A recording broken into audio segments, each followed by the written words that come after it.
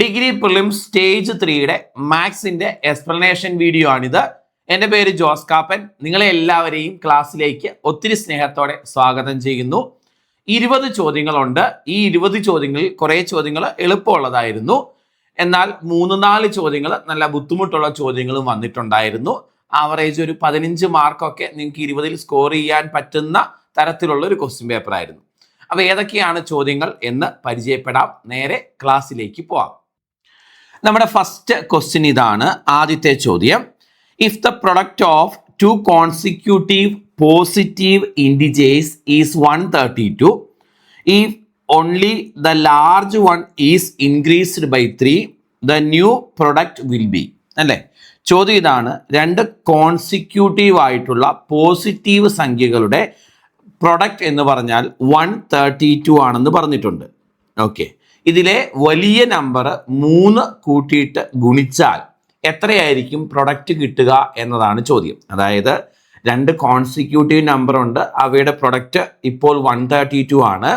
അതിലെ വലിയ നമ്പർ 3 കൂട്ടി എന്നിട്ട് പഴയ ചെറിയ നമ്പറുമായി ഗുണിച്ചാൽ എത്ര പ്രൊഡക്റ്റ് കിട്ടും എന്നതാണ് ചോദ്യം. ഓക്കെ, അപ്പൊ എങ്ങനെയാ മക്കളെ ഇത് ചെയ്യുന്നേ? നമുക്കറിയാം, രണ്ട് കോൺസിക്യൂട്ടീവ് നമ്പേഴ്സിന്റെ പ്രൊഡക്റ്റ് അല്ലേ 132 എന്ന് പറയുന്നത്. അപ്പോൾ ഒരു നമ്പർ എക്സ് എന്നെടുക്കാം, അടുത്ത നമ്പർ x+1 എന്നെടുക്കാം. കോൺസിക്യൂട്ടീവ് നമ്പേഴ്സ് എപ്പോഴും അങ്ങനെയാണല്ലോ, തുടർച്ചയായ രണ്ട് സംഖ്യകൾ. ഇവയുടെ ഗുണനഫലമാണ് 132 എന്ന് തന്നിരിക്കുന്നത്, ആണോ? അപ്പോൾ x×x+1 132 ആണ്. എപ്പോഴും ഓർക്കുക, രണ്ട് കോൺസിക്യൂട്ടീവ് നമ്പേഴ്സിന്റെ ഗുണനഫലം തന്നിട്ട് അതിലെ ആദ്യത്തെ നമ്പർ കാണാൻ ചോദിച്ചാൽ ചെയ്യാനുള്ളൊരു ഷോർട്ട് കട്ട് ഉണ്ട്. 132 മുൻപുള്ള പൂർണ്ണവർഗം ഏതാണെന്ന് നോക്കുക. പെർഫെക്റ്റ് സ്ക്വയർ അത് 121. ഏതിൻ്റെയാ? 11ൻ്റെയാ. അപ്പോൾ എനിക്ക് മനസ്സിലായി, ഈ ഫസ്റ്റ് നമ്പർ 11 ആയിരിക്കും, സെക്കൻഡ് നമ്പർ 12 ആയിരിക്കും. 11 × 12 ആണ് 132. ഇതാണ് അതിൻ്റെ ഷോർട്ട് കട്ട്. ഒന്നുകൂടെ പറഞ്ഞു തരാം. x×x+1 132 എന്നല്ലേ?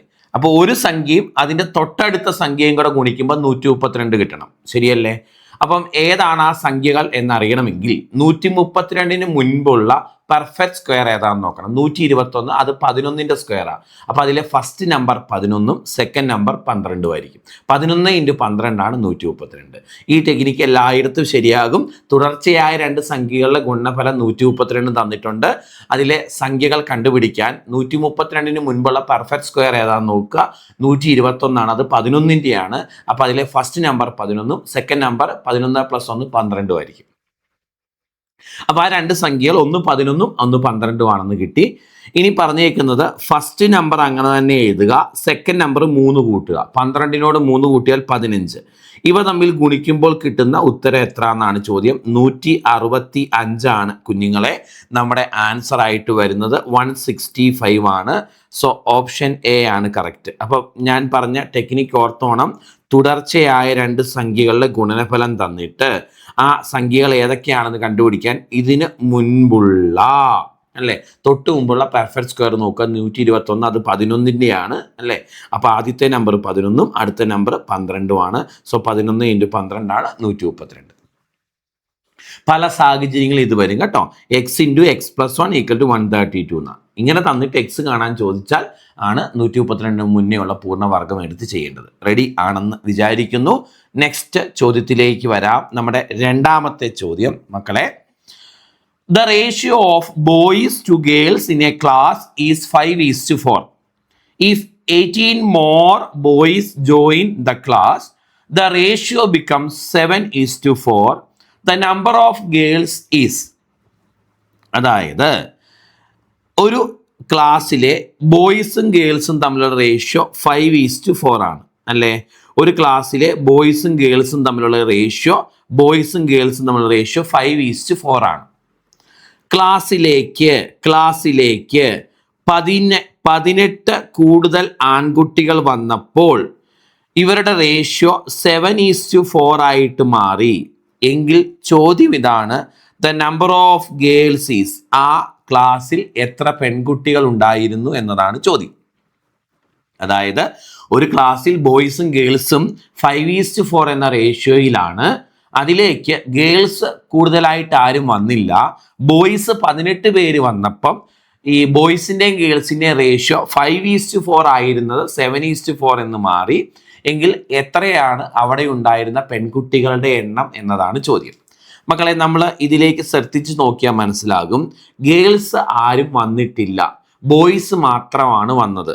അതുകൊണ്ട് ഇവിടെ ഗേൾസിൻ്റെ റേഷ്യോ മാറിയിട്ടില്ല, ബോയ്സിൻ്റെ റേഷ്യോ മാത്രമാണ് മാറിയത്. അതായത് ഗേൾസിൻ്റെ റേഷ്യോ ഇവിടെ കോൺസ്റ്റൻ്റ് ആയിട്ട് നിൽക്കുന്നുണ്ട്, ഗേൾസിൻ്റെ റേഷ്യോ ഇവിടെ കോൺസ്റ്റൻ്റ് ആയിട്ട് നിൽക്കുന്നുണ്ട്, ബോയ്സിൻ്റെ റേഷ്യോ കൂടിയിട്ടുണ്ട് അല്ലേ. 18 കൂടിയപ്പം 2 റേഷ്യോ അല്ലേ വർദ്ധിച്ചേക്കുന്നത്.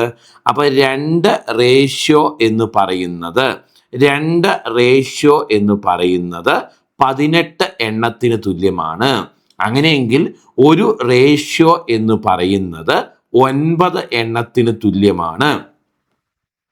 ഒരു റേഷ്യോ 9 ആണെങ്കിൽ പെൺകുട്ടികൾ എത്ര എന്നാ ചോദ്യം. പെൺകുട്ടികൾ 4 റേഷ്യോ ഉണ്ട്. ഒരു റേഷ്യോ 9 ആണ്, 4 റേഷ്യോ 9 4 36 ആണ്. അപ്പോൾ അവിടെയുള്ള പെൺകുട്ടികളുടെ എണ്ണം 36 എന്ന് കിട്ടും.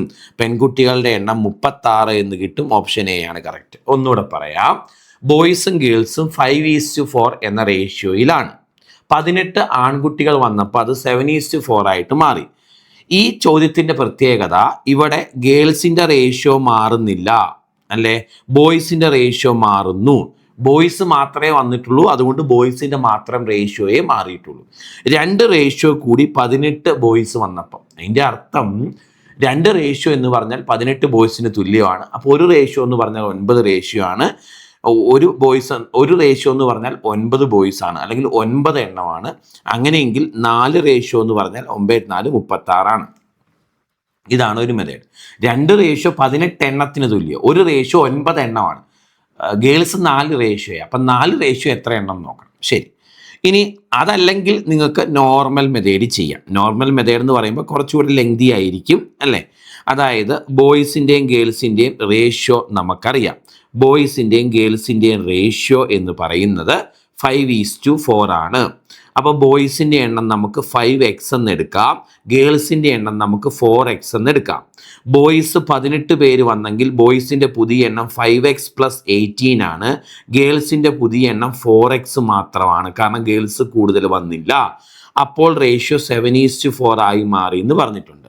അപ്പോൾ 5x + 18 ഡിവൈഡഡ് ബൈ 4x എന്ന് പറയുന്നതാണ് 7/4. ശരിയാണോ മക്കളെ? ഇനി ഇത് ഇങ്ങോട്ട് ഗുണിക്കാം. അങ്ങനെ ഗുണിക്കുമ്പം 20x + 72 = 28x എന്ന് വരും. ഇങ്ങനെ ഗുണിക്കുമ്പം ശരിയല്ലേ? ഇത് ഇങ്ങോട്ട് പോകുമ്പം നമുക്ക് 8x എന്ന് വരും. 8x = 72 എന്ന് കിട്ടും. അതിൽ നിന്ന് x എത്ര എന്ന് വരും? x = 72/8, അതായത് 9 എന്ന് കിട്ടും. ശരിയല്ലേ? x 9 ആണെങ്കിൽ ഗേൾസിൻ്റെ എണ്ണമാണ് കാണേണ്ടത്. ഗേൾസ് 4x എന്നാണ് എടുത്തേക്കുന്നത്. സോ 4 × 9 ആൻസർ 36 എന്ന് വരും. ഇതാണ് ഈ കണക്ക് നോർമലി ചെയ്യുന്ന മെത്തേഡ്. അത് കുറച്ചുകൂടെ ലെങ്തിയാണ് അല്ലേ. ഓക്കെ, മുന്നോട്ട് പോവാം. അടുത്ത ചോദ്യം, a shopkeeper marks an item 25% above the cost price, 25% വില കൂട്ടിയിട്ടു. And allows a discount of 20%, the gain or loss is. അതായത് ഒരാൾ 25% വില കൂട്ടിയിട്ടിട്ട് 20% വില ഡിസ്കൗണ്ട് അനുവദിച്ച് വിറ്റാൽ അയാൾക്ക് ലാഭമാണോ നഷ്ടമാണോ എത്ര ശതമാനം? 25% വില കൂട്ടിയിട്ടിട്ട് 20% വില കുറച്ച് കൊടുത്താൽ ലാഭമോ നഷ്ടമോ എത്ര ശതമാനം? 25% കൂട്ടിയിടുക എന്ന് പറയുമ്പം 125/100 എന്ന് എഴുതണം. ആണോ? 20% കുറച്ച് കൊടുത്തു എന്ന് പറയുമ്പം 80/100 എന്ന് എഴുതണം. ഇങ്ങനെയാണ് ഇത്തരം കണക്കുകൾ ചെയ്യാൻ പഠിച്ചത്. 100 വെട്ടിക്കളയരുത്, ബാക്കിയെല്ലാം വെട്ടിക്കളഞ്ഞ് ചെറുതാക്കണം. 25 വെച്ച് ഇത് 4 തവണ, 25 വെച്ച് ഇത് 5 തവണ, 4ഉം 80ഉം വെട്ടിക്കളയാം. 20 × 5 100 /100 എന്ന് വരും അല്ലേ. സാധാരണഗതിയിൽ ഇങ്ങനെ വരുമ്പം ഈ 100നേക്കാൾ എത്ര കൂടുതലാണ് മുകളിൽ അല്ലെങ്കിൽ കുറവാണ് മുകളിൽ എന്ന് നോക്കി ഉത്തരം എഴുതുന്നേ. ഇവിടെ 100 തന്നെയാണ് മുകളിൽ. അപ്പോൾ എനിക്ക് മനസ്സിലായി 0 ആണ് ചേഞ്ച്. അതായത് ഇങ്ങനെ ചെയ്താൽ ഈ കച്ചവടത്തിൽ ലാഭവും ഇല്ല നഷ്ടവും ഇല്ല എന്നാണ് നമുക്ക് മനസ്സിലാക്കാൻ കഴിയുന്നത്. മുന്നോട്ട് പോവാം, അടുത്ത ചോദ്യത്തിലേക്ക് വരാം. ഓക്കെ, എക്സിന് ഒരു വില തന്നിട്ടുണ്ട്. X equal to 1 divided by 0.2 plus 3 divided by 0.4 എന്ന് തന്നിട്ടുണ്ട്. അപ്പോൾ ആദ്യം എക്സ് കണ്ടുപിടിക്കണം. എനിക്കറിയാം മക്കളെ, ഇവിടെ 0.4 അല്ലേ കിടക്കുന്നത്, ഇവിടെയും 0.4 ആക്കുവാണെങ്കിൽ ചെയ്യാൻ എളുപ്പമുണ്ട്. അതുകൊണ്ട് മുകളിലും ഞാൻ 2 കൊണ്ട് ഗുണിച്ചു, ഇതിൻ്റെ താഴെയും ഞാൻ 2 കൊണ്ട് ഗുണിച്ചു. അപ്പോൾ എന്തായിട്ട് മാറും? മുകളിൽ 2 ആയി, താഴെ 2 × 0.2 0.4 എന്ന് വന്നു, പ്ലസ് 3 ഡിവൈഡഡ് ബൈ 0.4 എന്ന് വന്നു. ഇപ്പം താഴ്വശം ഒരേപോലെ ആയതുകൊണ്ട് കൂട്ടാൻ മുകൾ വശം കൂട്ടി 5, താഴെ 0.4 എന്ന് കിട്ടി. 5/0.4 ആണ് എക്സിൻ്റെ വില. നമുക്ക് എക്സ് ഡിവൈഡഡ് ബൈ 0.5 എത്ര എന്നാണ് കണ്ടുപിടിക്കേണ്ടത്. ശരിയാണോ? ഓക്കെ, അപ്പം അങ്ങനെയാണെങ്കിൽ നമുക്ക് എക്സിൻ്റെ വില കിട്ടിയല്ലോ, 5 ഡിവൈഡഡ് ബൈ 0.4 ആണ്. ശരിയാണോ? ആണ്. 5 ഡിവൈഡഡ് ബൈ 0.4 ആണ്. ഈ ഡിവൈഡഡ് ബൈ 0.5 കാണണം അല്ലേ? 0.5 എന്ന് പറഞ്ഞാൽ മക്കളെ നമുക്കറിയാം 1/2 അല്ലേ? അപ്പോൾ 0.5ൻ്റെ സ്ഥാനത്ത് ഞാൻ 1/2 എന്നങ്ങ് എഴുതി വെച്ചു ചെയ്യാൻ എളുപ്പത്തിന് വേണ്ടി. അപ്പോൾ 5 ഡിവൈഡഡ് ബൈ 0.4 ഇൻറ്റു അല്ലേ 1/2 തിരിഞ്ഞു വരുമ്പോൾ 2/1 ആകും. ശരിയല്ലേ? അപ്പോൾ നമുക്ക് 10 ഡിവൈഡഡ് ബൈ 0.4 എന്ന് കിട്ടും. ആണോ? യെസ്. മുകളിലും താഴെയും നമ്മൾ 10 കൊണ്ട് ഗുണിക്കാൻ, പോയിന്റ് കളയാൻ. മുകളിലും താഴെയും 10 കൊണ്ട് ഗുണിക്കുമ്പം നമുക്ക് 100 ഡിവൈഡഡ് ബൈ 4 എന്ന് വരും അല്ലേ? സോ ആൻസർ 25 എന്നാണ് കിട്ടുന്നത്. ഈ ചോദ്യത്തിൻ്റെ ആൻസർ ഓപ്ഷൻ ബി ആണ് കറക്റ്റ്. ഇങ്ങനെ തന്നെ ചെയ്യണമെന്നില്ല, എങ്ങനെ വേണമെങ്കിലും ചെയ്യാം, ഞാനിങ്ങനെ ചെയ്തു എന്ന് മാത്രം. ഇവിടെ ഞാൻ ഇത് 0.2 ആണ്, 0.4 ആകുവാണെങ്കിൽ ചെയ്യാൻ എളുപ്പമുണ്ട്. മുകളിലും താഴെയും 0.2 കൊണ്ട് ഗുണിച്ചു, അപ്പോൾ ഇങ്ങനെ വന്നു. ഇനി ഇത് അംശം കൂടെ കൂട്ടി ഛേദം 0.4 തന്നെ. ഇതാണ് എക്സിൻ്റെ വില അല്ലേ? എക്സ് ബൈ 0.5 ആ ചെയ്യേണ്ടത്. ഇതാണ് എക്സിൻ്റെ വില. 0.5 എന്ന് പറഞ്ഞാൽ 1/2 ആണ്. അപ്പോൾ എക്സ് ഡിവൈഡഡ് ബൈ 1/2 ആണ് ചെയ്യുന്നത്. ഓക്കെ, നമുക്കറിയാം ഹരിക്കാനുള്ള നിയമം തിരിച്ചിട്ട് ഗുണിക്കാന്നാണ്. അപ്പോൾ 5 ഡിവൈഡ് ബൈ 0.4 ഇൻറ്റു 1/2 തിരിഞ്ഞു വന്നു 2/1. അപ്പം ഇവിടെ ഗുണിക്കുമ്പോൾ 10 വരും, താഴെ ഗുണിക്കുമ്പോൾ 0.4 വരും. പോയിന്റ് കളയാൻ മുകളിലും താഴെയും 10 കൊണ്ട് ഗുണിച്ചു. അപ്പം 100/0.4 ഇൻറ്റു 10 4 എന്ന് വരും. 100/4 25 എന്ന് ആൻസർ കിട്ടും. അടുത്ത ചോദ്യം, ഫൈൻഡ് ദ വാല്യൂ അല്ലേ? ഇതിൻ്റെ വാല്യൂ കണ്ടുപിടിക്കണം. എളുപ്പമുള്ള ചോദ്യമാണ്. 60 മൈനസ് അല്ലേ 60 minus 24 divided by 3 into 2 plus 4 ആണ് ചെയ്യേണ്ടത് അല്ലേ? ആദ്യം ചെയ്യേണ്ടത് ഈ കാൽക്കുലേഷനാണ്. ഇത് 8 ആണ്. ആണോ? അപ്പോൾ 60 മൈനസ് 8 ഇൻറ്റു 2 16 പ്ലസ് 4 എന്ന് വരും. 60 മൈനസ് 16 എന്ന് പറഞ്ഞാൽ 44 എന്ന് കിട്ടും. പ്ലസ് 4 നമ്മുടെ ആൻസർ 48 എന്ന് വരും. സോ ഓപ്ഷൻ ഡി ആണ് കറക്റ്റ് ഉത്തരമായിട്ട് വരുന്നത്. നെക്സ്റ്റ് ക്വസ്റ്റ്യനിലേക്ക് പോകാം. The volume of cylinders of same radius is in the ratio 16:25. What is the ratio of area of the curved surface of the cylinders? അതായത് വോളിയത്തിൻ്റെ ratio, 2 സിലിണ്ടറുകളുണ്ട്. ആദ്യത്തെ സിലിണ്ടറിൻ്റെ volume V1, രണ്ടാമത്തെ സിലിണ്ടറിൻ്റെ volume V2. സിലിണ്ടറിൻ്റെ വോളിയങ്ങളുടെ ratio 16/25 ആണ് അല്ലേ? അങ്ങനെയെങ്കിൽ നമുക്ക് കണ്ടുപിടിക്കേണ്ട സാധനം കർവ്ഡ് സർഫസ് ഏരിയയുടെ റേഷ്യോയാണ്. അതായത് കർവ്ഡ് സർഫസ് ഏരിയ, വക്രതല വിസ്തീർണം, ആദ്യത്തേൻ്റെ curved surface area divided by രണ്ടാമത്തേൻ്റെ curved surface area, ആദ്യത്തേത് ഡിവൈഡഡ് ബൈ രണ്ടാമത്തേതിൻ്റെ കർവ്ഡ് സർഫസ് ഏരിയയുടെ റേഷ്യോ കാണാം. ചുറ്റുമുള്ള ഭാഗത്തെ അല്ലേ കർവ്ഡ് സർഫസ് ഏരിയയുടെ റേഷ്യോ കാണാം. ഓക്കെ മക്കളെ, രണ്ടിനും സെയിം റേഡിയസ് ആണെന്ന് ചോദ്യത്തിലുണ്ട്. സെയിം റേഡിയസ് ആണ്. ആദ്യത്തേൻ്റെ റേഡിയസും രണ്ടാമത്തെ സിലിണ്ടറിൻ്റെ റേഡിയസ് സെയിം ആണ്. അപ്പോൾ V1/V2 എന്നത് നമുക്കറിയാം സിലിണ്ടറിൻ്റെ വോളിയം πr1² ആണ് ആദ്യത്തെ സിലിണ്ടറിൻ്റെ വോളിയം. ഓക്കെ, ഡിവൈഡ് ബൈ രണ്ടാമത്തെ സിലിണ്ടറിൻ്റെ വോളിയം πr2² ആണ് അല്ലേ? ആദ്യത്തേൻ്റെ വോളിയം ബൈ രണ്ടാമത്തേൻ്റെ വോളിയം. ഈ വാല്യൂ ആണ് 16/25 തന്നേക്കുന്നത്. എനിക്കറിയാം ഇവിടെ കോമൺ ആയിട്ടുള്ളത് വെട്ടാം. പൈയും R1ഉം R2ഉം സെയിമാണ്, കാരണം രണ്ടിനും ഒരേ റേഡിയസ് ആണെന്ന് ചോദ്യത്തിലുണ്ട്. അപ്പോൾ പൈ R1² പൈ R2² ഒരേപോലെയാണ്, വെട്ടിക്കളയാം. അപ്പോൾ എനിക്ക് മനസ്സിലായി H1 ഡിവൈഡഡ് ബൈ H2 എന്ന് പറയുന്നത് 16/25 ഹൈറ്റിൻ്റെ റേഷ്യോയും 16/25. ഇനി എനിക്ക് കണ്ടുപിടിക്കേണ്ട സാധനം ഇതാ, അതായത് കർവ്ഡ് സർഫസ് ഏരിയയുടെ റേഷ്യോ. ആദ്യത്തെ curved surface area 2πr1h divided by രണ്ടാമത്തെ കർവ്ഡ് സർഫസ് ഏരിയ 2πr2h2 എനിക്കറിയാം രണ്ടും ഒരേ റേഡിയസ് ഉള്ള സിലിണ്ടറുകളായതുകൊണ്ട് R1ഉം R2 ഈക്വലാണ്. അപ്പോൾ ഈ 2πr1ഉം ഈ 2πr2ഉം വെട്ടിക്കളയാം. അപ്പോൾ കർവ്ഡ് സർഫസ് ഏരിയയുടെ റേഷ്യോ എന്ന് പറഞ്ഞാൽ അത് ഹൈറ്റിൻ്റെ റേഷ്യോ തന്നെയാണ്. അപ്പോൾ ഉത്തരം 16/25 തന്നെയാണ് കിട്ടുന്നത്. ഈ ചോദ്യത്തിൻ്റെ ആൻസർ 16/25 തന്നെയാണ് കിട്ടുന്നത്. ഓപ്ഷൻ എ ആണ് കറക്റ്റ് ഉത്തരവായിട്ട് വരുന്നത്. അടുത്ത ചോദ്യത്തിലേക്ക് വരാം. ഇത് ഒരു ബുദ്ധിമുട്ടുള്ള ചോദ്യമായിരുന്നു ഈ ചാപ്റ്ററിൽ നിന്ന് വന്നത്. അത് ഏത് ചാപ്റ്ററാണ്? 3D ജോമെട്രിയാണ് അല്ലേ? 3D ജോമെട്രിയുടെ ഒരു 1.5 ചോദ്യമായിരുന്നു അല്ലേ? ഓക്കെ, നമുക്ക് ആദ്യം ചോദ്യം വായിക്കാം. A container with a circular base is build in stage ആയിട്ടാണ് നിർമ്മിച്ചേക്കുന്നത്. In each stage container is build in 10 centimetre height ആണോ? ഓരോ കണ്ടെയ്നറും 10 സെൻറ്റിമീറ്റർ ഹൈറ്റ് ഉള്ളതാണ്. But in each stage radius decreases in arithmetic progression from 15 centimetre in stage 1 to 3 centimetre in stage 5. അപ്പം ആദ്യത്തെ സ്റ്റേജിൻ്റെ radius, അതായത് ആ സർക്കുലർ സിലിണ്ടർ ഷേപ്പ്, അതിൻ്റെ റേഡിയസ് 15 സെൻറ്റിമീറ്ററും സ്റ്റേജ് 2 എന്ന് പറഞ്ഞാൽ വീണ്ടും 3 കുറഞ്ഞ് അങ്ങനെ പോകുന്നു. അവസാനത്തെ 5ാമത്തെ സ്റ്റേജിൻ്റെ റേഡിയസ് 3 സെൻറ്റിമീറ്ററാണ്. What is the total capacity of the cylinder എന്ന് പറഞ്ഞാൽ വോളിയം, ആ ഷേപ്പിൻ്റെ ടോട്ടൽ വോളിയം കണ്ടുപിടിക്കണം. മക്കളെ, ഈ ചോദ്യത്തിൻ്റെ ഫിഗർ ഞാൻ കാണിച്ചു തരാം. ഫിഗർ കാണുമ്പം നിങ്ങൾക്ക് എന്താണ് സംഭവം എന്നൊരു ഐഡിയ കിട്ടും. അതായത് ഇതാണ് അവരുദ്ദേശിക്കുന്ന ചോദ്യം, ഫിഗർ.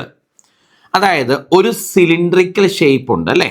ആ സിലിണ്ടറിക്കൽ ഷേപ്പ് ഏറ്റവും താഴത്തേത്, അതിൻ്റെ താഴത്തെ റേഡിയസ് അല്ലേ 15 സെൻറ്റിമീറ്റർ ആണ്. അതിന് 10 സെൻറ്റിമീറ്റർ ഹൈറ്റ് ഉണ്ട്.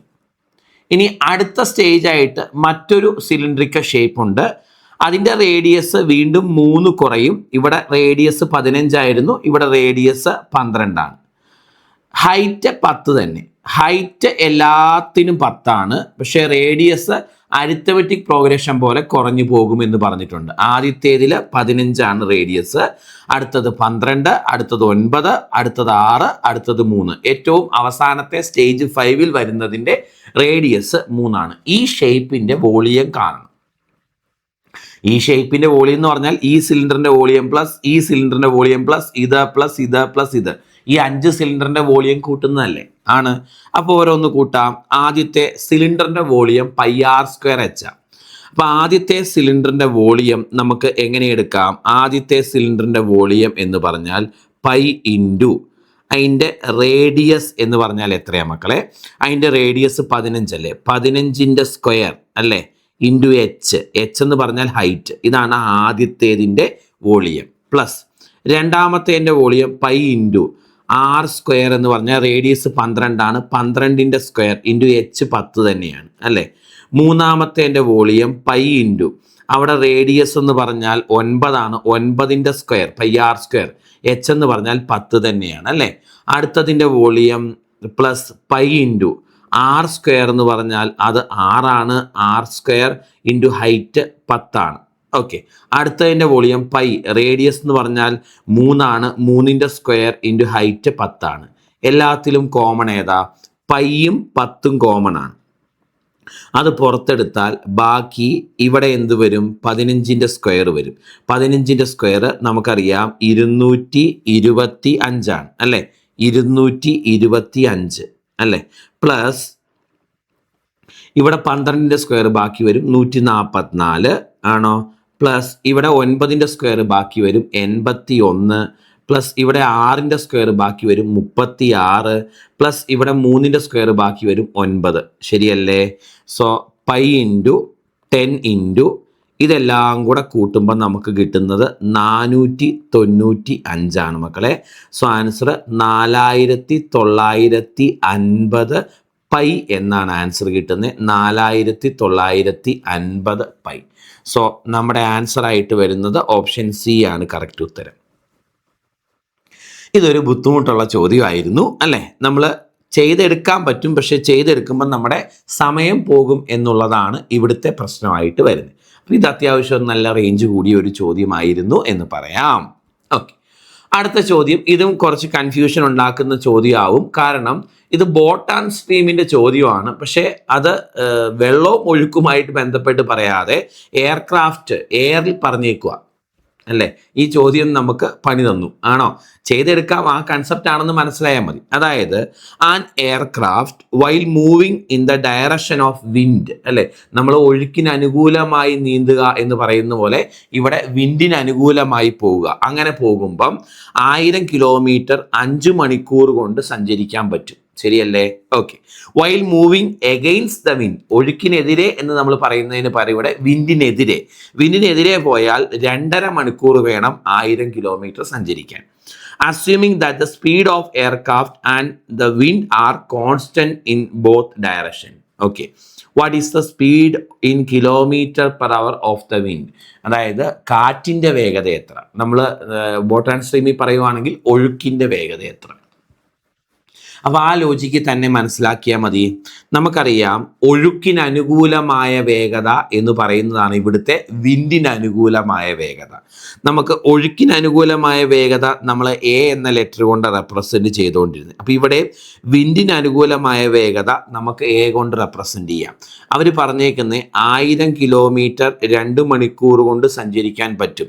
1000/2 അപ്പോൾ 500 കിലോമീറ്റർ പെർ അവറാണ് വിൻഡിന് അനുകൂലമായ വേഗത, അല്ലെങ്കിൽ നമ്മുടെ ബോട്ട് ആൻഡ് സ്ട്രീം ലോജിക്ക് പറഞ്ഞാൽ ഒഴുക്കിന് അനുകൂലമായ വേഗത. ഇനി നമുക്കറിയാം ഒഴുക്കിനെതിരായ വേഗത ബി കൊണ്ടാണ് നമ്മൾ റെപ്രസെൻറ്റ് ചെയ്യുന്നത്. ഇവിടെ അത് വിൻഡിനെതിരായ വേഗതയാണ്. വിൻഡിനെതിരായ വേഗത 2.5 മണിക്കൂർ കൊണ്ട് 1000 കിലോമീറ്റർ സഞ്ചരിക്കാൻ പറ്റും. അപ്പോൾ 1000/2 400 കിലോമീറ്റർ പെർ അവർ എന്ന് കിട്ടും വിൻഡിനെതിരായ വേഗത. ശരിയല്ലേ? ഇനി ഇവിടെ പറഞ്ഞേക്കുന്നത് നമ്മളോട് കണ്ടുപിടിക്കാൻ speed in kilometre per hour of the wind, വിൻഡിൻ്റെ സ്പീഡാണ്. അപ്പോൾ ബോട്ട് ആൻഡ് സ്ട്രീമിൻ്റെ ലോജിക്ക് പറഞ്ഞാൽ ഒഴുക്കിൻ്റെ വേഗതയാണ്. നമ്മൾ ഒഴുക്കിൻ്റെ വേഗത വി കൊണ്ട് റെപ്രസെൻറ്റ് ചെയ്യുന്നത്. എയും ബിയും അറിയാമെങ്കിൽ ഒഴുക്കിൻ്റെ വേഗത കാണാൻ A - B / 2 ചെയ്താൽ മതി എന്ന് പഠിച്ചിട്ടുണ്ട്. ശരിയാണോ? അപ്പം ഇതിൻ്റെ വ്യത്യാസം 100 / 2 ഉത്തരം ആൻസർ 50 കിലോമീറ്റർ പെർ അവർ എന്നാണ് കിട്ടുന്നത്. അപ്പോൾ ആക്ച്വലി ബോട്ട് ആൻഡ് സ്ട്രീമിൻ്റെ തന്നെ ഒരു ചോദ്യമാണ്, ആ ലോജിക്കിലേ ചെയ്യാൻ പറ്റുള്ളൂ. അത് വിൻഡും പ്ലെയിനുമായിട്ട് തന്നു എന്ന് മാത്രം. മുന്നോട്ട് വരാം. അടുത്ത ചോദ്യം, average of 3 consecutive multiples of 16, 16ൻ്റെ തുടർച്ചയായ 3 ഗുണിതങ്ങളുടെ ആവറേജ് 432 ആണെങ്കിൽ അതിലെ ഫസ്റ്റ് നമ്പർ ഏതെന്നാണ് ചോദിച്ചേക്കുന്നത്. മക്കളെ നമുക്കറിയാം 16ൻ്റെ തുടർച്ചയായ 3 മൾട്ടിപ്പിൾസ് എഴുതിയാൽ അതിൻ്റെ ആവറേജ് എപ്പോഴും നടുക്കത്തെ സംഖ്യയായിരിക്കും. നമ്മൾ പഠിച്ചു ഒരു സമാന്തര ശ്രേണി, അതായത് 16ൻ്റെ മൾട്ടിപ്പിൾസ് ആണ് ഇത് 3, 16ൻ്റെ മൾട്ടിപ്പിൾസ് ആണ് എന്ന് പറഞ്ഞാൽ 16 കൂടി വരുന്ന സംഖ്യകളാണ്. ഇങ്ങനെ ഒരേ വ്യത്യാസമുള്ള സംഖ്യകളുടെ ശരാശരി എപ്പോഴും നടുക്കത്തെ സംഖ്യയാണെന്ന് പഠിച്ചിട്ടുണ്ട്. അപ്പോൾ 16ൻ്റെ തുടർച്ചയായ 3 മൾട്ടിപ്പിൾസ് എഴുതിയാൽ അതിൻ്റെ നടുക്കത്തെ സംഖ്യയായിരിക്കും ആ 3 എണ്ണത്തിൻ്റെയും കൂടെ ആവറേജ്. ഇവിടെ ആവറേജ് 432 തന്നിട്ടുണ്ട്. അപ്പം നടുക്കത്തെ സംഖ്യയാണ് 432 എങ്കിൽ ഫസ്റ്റ് നമ്പർ ഏതെന്നാണ് ചോദിച്ചേക്കുന്നത്. 16 കൂടി വരുന്ന സംഖ്യകളല്ലേ, ഫസ്റ്റ് നമ്പർ കാണാൻ 432 16 കുറച്ചാൽ പോരെ, ആൻസർ 416 എന്ന് കിട്ടും. ഈ ചോദ്യത്തിൻ്റെ ആൻസർ 416 ആണ്. ഓപ്ഷൻ ഡി ആണ് നമ്മുടെ കറക്റ്റ് ഉത്തരമായിട്ട് വരുന്നത്. മുന്നോട്ട് പോവാം. Next question. ഓക്കെ, ഇത് നമ്മുടെ എക്സ്പോണൻസ് എന്ന ഭാഗത്ത് നിന്നാണ്. 25 raised to p - 1 + 100 = 5 raised to 2p - 1. Find the value of p. മക്കളെ ഇത് സാധാരണഗതിയിൽ ചെയ്തെടുക്കാൻ കുറച്ച് തലവേദനയാണ്. സമയം പോകും. നമ്മൾ ഓപ്ഷൻ വെച്ച് ചെയ്യുന്നതാണ് നല്ലത്. ഏത് ഓപ്ഷൻ സബ്സ്റ്റിറ്റ്യൂട്ട് ചെയ്യുമ്പോഴാണ് ഈ ഇക്വേഷൻ ശരിയാകുന്നതെന്ന് നോക്കിയാൽ മതി. ഓപ്ഷൻ ഡി ആണ് കറക്റ്റ്. 2 സബ്സ്റ്റിറ്റ്യൂട്ട് ചെയ്ത് കൊടുക്കുമ്പോൾ ഇക്വേഷൻ ശരിയാവുന്നുണ്ട്. കാരണം 25 റേസ് ടു പി 2 ആണെങ്കിൽ 2 - 1 1 കിട്ടും, പ്ലസ് 100 അല്ലേ ഈസ് ഈക്വൽ ടു ഇനി 5 റേസ് ടു 2p എന്ന് പറഞ്ഞാൽ നമുക്കറിയാം പി 2 എടുക്കുകയാണെങ്കിൽ 2p 4 ആണ്. 4 - 1 എന്ന് പറഞ്ഞാൽ 3 ആണ്. 5 റേസ് ടു 3 അത് 125 ഇതും 125 അല്ലേ. അപ്പോൾ ഉത്തരം നമുക്ക് വേഗം കിട്ടും. ഓക്കെ, അപ്പോൾ ഇത്തരം ചോദ്യങ്ങൾ വരുമ്പോൾ ഓപ്ഷനിൽ നിന്ന് എടുക്കുന്നതാണ് നല്ലത്. ഈ ചോദ്യം അങ്ങനെ എടുക്കാൻ പറ്റുകയും ചെയ്യും. ഇനി ഇത് ചെയ്ത് തന്നെ തെളിയിക്കണം നിർബന്ധമാണെങ്കിൽ ചെയ്യുന്നതെന്ന് പറഞ്ഞു തന്നേക്കാം. മക്കളെ ഇവിടെ ശ്രദ്ധിച്ചേ, ഇതിനെ അതായത് ആദ്യത്തെ ഇതിനെ 25നെ എനിക്ക് എങ്ങനെ എഴുതാം? 25നെ എനിക്ക് എങ്ങനെ റെപ്രസെൻ്റ് ചെയ്യാൻ പറ്റും? അതായത് ഇത് 5 റേസ് ടു 2p - 2 എന്നതിനെ എഴുതാം. കാരണം 25 എന്ന് പറഞ്ഞാൽ 5 സ്ക്വയർ ആണോ? 5 square whole raise to p - 1 അല്ലേ? ആണോ? സോ 2 കൊണ്ട് മുകളിലേക്ക് ഗുണിക്കുമ്പോൾ 5 റേസ് ടു 2p - 2 എന്ന് വരും. അങ്ങനെയാണ് എഴുതിയേക്കുന്നത്. Okay, plus 100 is equal to അവിടെ 5 റേസ് ടു 2p - 1 എന്ന് കിട്ടും അല്ലേ. ഈ 100 അങ്ങോട്ട് കൊണ്ടുപോകാം. യെസ്, അല്ലെങ്കിൽ 100 അവിടെ നിൽക്കട്ടെ. നമുക്ക് എന്ത് ചെയ്യാം? ഇവനെ അങ്ങോട്ട് കൊണ്ടുപോകാം. 100 അവിടെ നിൽക്കട്ടെ. അപ്പോൾ എങ്ങനെ വരും? 100 ഈസ് ഈക്വൽ ടു അല്ലേ, 100 is equal to 5 raise to 2p - 1 minus 5 raise to 2p - 2 എന്ന് വരും. ഓക്കെ മക്കളെ, ഇനി മനസ്സിലാക്കുക. 2p - 1 5 റേസ് ടു 2p - 1 എന്ന് പറഞ്ഞാൽ 5 raise to 2p divided by 5 raise to 1 ആണ്. ഇങ്ങനെ വരുമ്പോഴല്ലേ പവറുകൾ തമ്മിൽ നമ്മൾ കുറയ്ക്കുന്നത്. അതുപോലെ 5 റേസ് ടു 2p - 2 എന്ന് പറഞ്ഞാൽ 5 raise to 2p divided by 5 raise to 2 ആണ്. അപ്പോൾ അങ്ങനെ അത് സബ്സ്റ്റിറ്റ്യൂട്ട് ചെയ്താൽ ഇവിടെ എന്ത് വരും മക്കളെ? 5 raise to 2p divided by 5 minus 5 raise to 2p divided by 5 square അതായത് 25 എന്ന് വരും. ചെയ്തത് ക്ലിയർ ആണോ? രണ്ടിലും 5 റേസ് ടു 2p കോമൺ ആണ്. 5 റേസ് ടു 2p പുറത്തെടുത്താൽ ബാക്കി എന്തുണ്ട്? 1/5 മൈനസ് 1/25 എന്ന് വരും. ശരിയല്ലേ?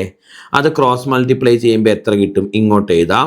5 റേസ് ടു 2p ഇൻറ്റു നമ്മൾ ക്രോസ് മൾട്ടിപ്ലൈ ചെയ്യുമ്പം 25 - 5 20/20 ഡിവൈഡഡ് ബൈ 5 ഇൻറ്റു 25 125 എന്ന് വരും. ഈസ് ഈക്വൽ ടു ഇവിടെ 100 എന്ന് കിടപ്പുണ്ട്, ഈക്വൽ ടു 100. ശരിയല്ലേ? വെട്ടിക്കളയാലോ. ഇതും കൂടെ വെട്ടിക്കളയാം. നമുക്ക് 5 തവണ 125 അങ്ങോട്ട് പോകുമ്പോൾ 5 raise to 2p is equal to 625 എന്ന് വരും. നമുക്കറിയാം 5 റേസ് ടു 4 ആണ് 625.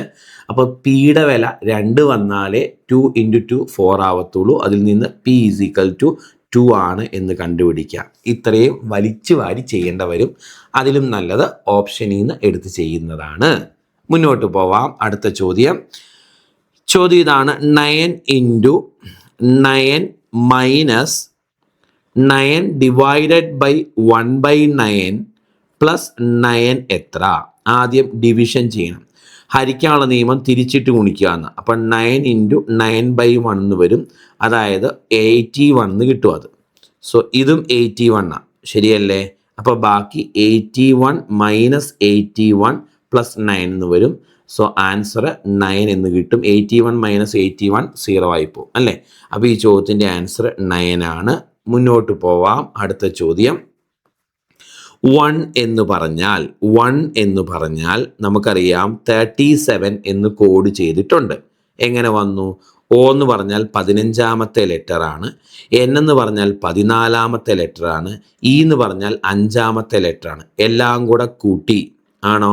എല്ലാം കൂടെ കൂട്ടിയിട്ട് അതിൻ്റെ കൂടെ ഒരു 3യും കൂടെ കൂട്ടുന്നതാണ് 37 അല്ലേ?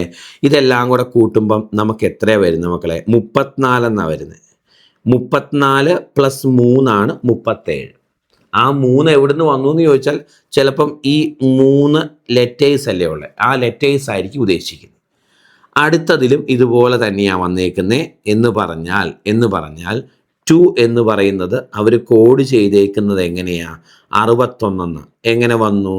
ടി എന്ന് പറഞ്ഞാൽ 20-ാമത്തെയാണ്, ഡബ്ല്യു എന്ന് പറഞ്ഞാൽ 23 ഒ എന്ന് പറഞ്ഞാൽ 15 അല്ലേ? ഇതെല്ലാം കൂടെ കൂട്ടണം, എന്നിട്ട് ലാസ്റ്റ് ഒരു 3യും കൂടെ കൂട്ടണം.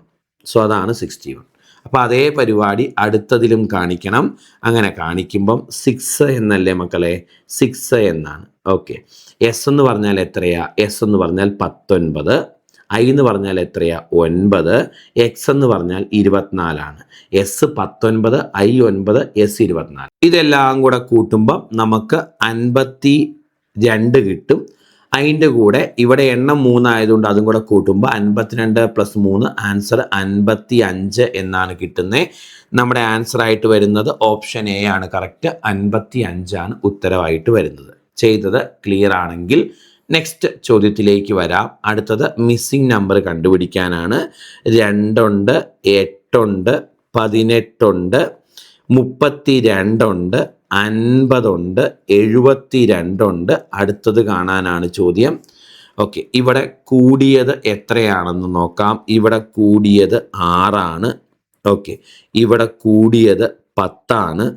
ഓക്കെ, ഇവിടെ കൂടിയത് 14. ഇവിടെ കൂടിയത് 18.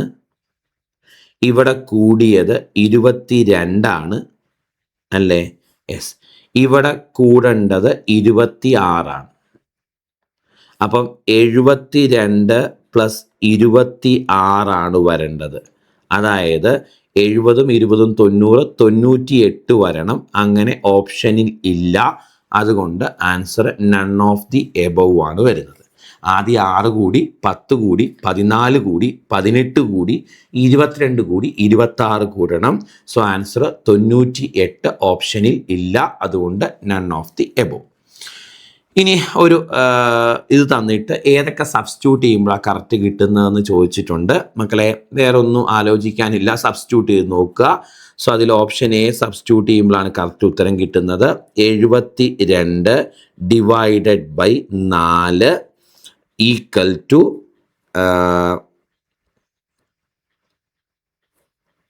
10 + 4 × 2 അല്ലേ? നമുക്കറിയാം 72/4 എന്ന് പറഞ്ഞാൽ 18. ഇത് 8ഉം 10 + 8 18. 18 = 18 എന്ന് വരുന്നത് ഓപ്ഷൻ എ സബ്സ്റ്റിറ്റ്യൂട്ട് ചെയ്യുമ്പോഴാണ്. അങ്ങനെ മനസ്സിലാക്കി ചെയ്യാം.